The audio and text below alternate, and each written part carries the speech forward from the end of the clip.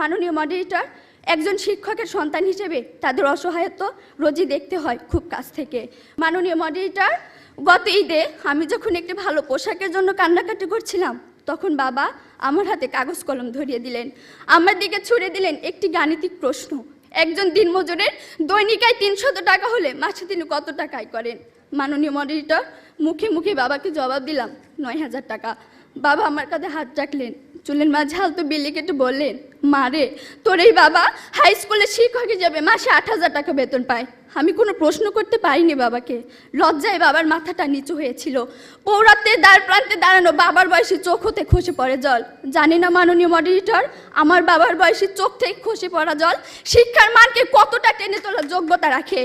মাননীয় মডারেটর, এই যদি হয় শিক্ষাগুরুর জীবন, তাহলে একটা সময় হয়তো এদেশে আর কোনো শিক্ষকই পাওয়া যাবে না। এমন বাংলাদেশ আমরা কখনোই আশা করি না। মাননীয় মডারেটর, 30 লক্ষ লাশের একটি পাহাড় মারিয়ে আমরা বর্তমানে এসে দাঁড়িয়েছি। 2 লক্ষ মায়ের স্নেহাচলে সাজিয়েছি দেশ। প্রতিপক্ষ বঙ্গবন্ধুর স্বপ্ন, লাখো শহীদের প্রত্যাশা আর বীর জননীর ত্যাগের প্রতিদান দেওয়ার এখনই সময়। আর তার জন্য চাই শিক্ষাক্ষেত্রে অধিক বিনিয়োগের মাধ্যমে টেকসই উন্নয়ন নিশ্চিত করা। ধন্যবাদ মাননীয় মডারেটর, ধন্যবাদ সবাইকে।